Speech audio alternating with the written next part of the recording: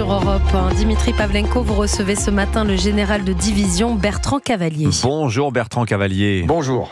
Général de gendarmerie, spécialiste du maintien de l'ordre. Il y a un an, vers 8h15 du matin à Nanterre, un policier tirait à bout portant sur Naël, 17 ans, après un refus d'obtempérer au volant d'une voiture volée. Ce drame allait déclencher les pires émeutes depuis 20 ans, plus de 1000 blessés, 1 milliard d'euros de dégâts. Une marche blanche est prévue ce samedi à Nanterre. Bertrand Cavalier, elle inquiète les autorités. Dans le contexte déjà socialement brûlant des élections législatives, nous serons en effet à la veille du premier tour. Est-ce que l'on voit des signes de trouble à l'ordre public d'ores et déjà, Bertrand Cavalier? Écoutez, s'agissant de ce qui remonte pour l'instant du terrain, notamment des banlieues, il n'y a pas d'éléments précis qui permettent de faire état de troubles importants, mais force est de constater qu'on est face à une situation qui est déjà très déstabilisée, avec des fractures, je dirais, structurelles.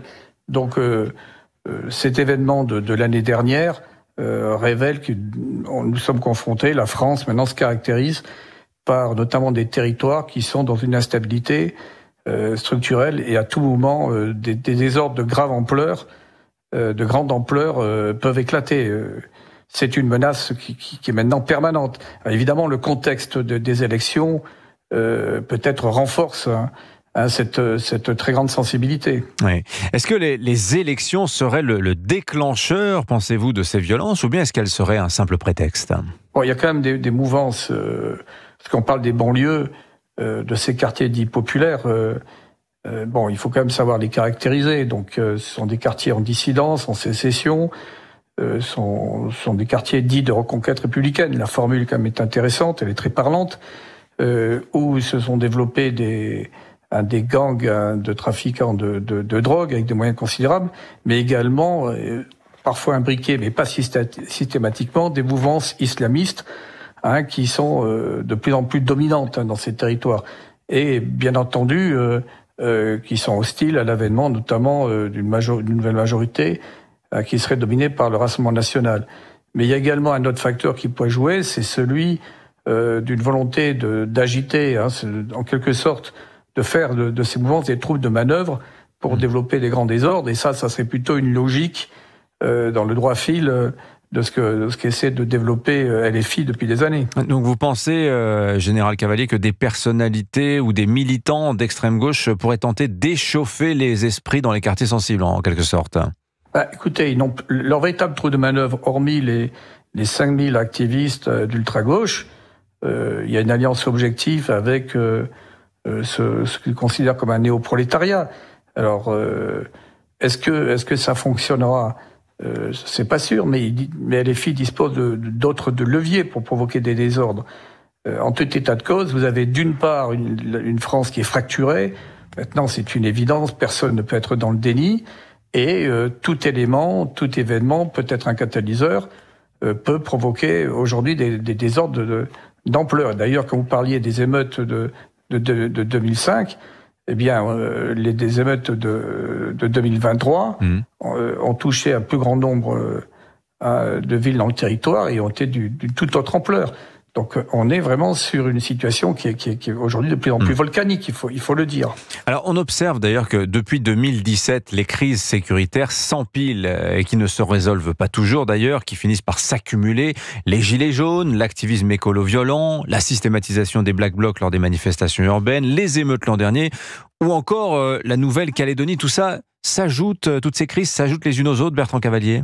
Vous avez raison de brosser tout cet éventail. Alors déjà, la Nouvelle-Calédonie, c'est une situation aujourd'hui insurrectionnelle. C'est un territoire qui est très éloigné, mais aujourd'hui, les gendarmes et policiers sont confrontés à une situation extrêmement difficile d'usage systématique des armes. Donc c'est un scénario qui peut toujours être importé si les conditions sont réunies. Pour revenir à la métropole, vous avez toujours la possibilité de provoquer des désordres sociaux. Là, c'est une hypothèse tout à fait plausible. S'agissant maintenant des Black Blocs, c'est une troupe qui est relativement limitée. C'est quelques milliers d'individus, difficiles à gérer parce qu'ils sont de plus en plus violents, mais l'expérience démontre qu'on arrive à les contenir. Comme cela a été le cas sur le chantier de la 69 récemment, avec quand même des déploiements très importants de force. Non, là où il y a, pour moi, la menace la plus importante, c'est que c'est une réédition, mais sous une autre dimension, d'émeutes dans les banlieues.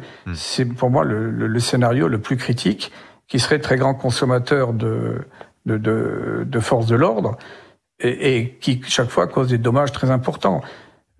Donc c'est là, quand on parle de guerre civile, c'est là aujourd'hui le scénario qui monte depuis des années. Oui, vous parlez de guerre civile, les mots qu'avait employé le président de la République en début de semaine.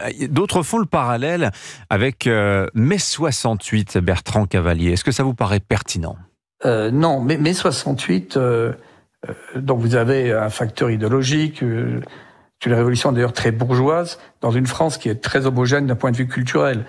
Et puis là, on est sur fond d'une agitation estudiantine, qui essaie d'initier une dynamique de lutte des classes, d'ailleurs qui va très rapidement être solutionnée par les accords de Grenelle, etc., etc.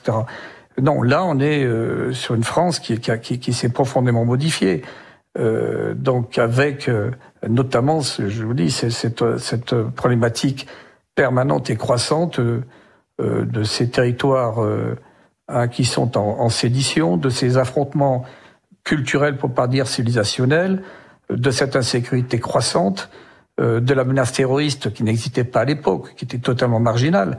Donc aujourd'hui, on est dans un contexte où il y a la conjonction de l'ensemble des menaces avec ce contexte politique très incertain. Donc je pense que la situation est beaucoup plus complexe, nonobstant ce qui a pu arriver en mai 68. Merci beaucoup, Général Bertrand Cavalier, donc d'avoir été l'invité d'Europe 1 matin. Bonne journée à vous. Bonne journée à vous.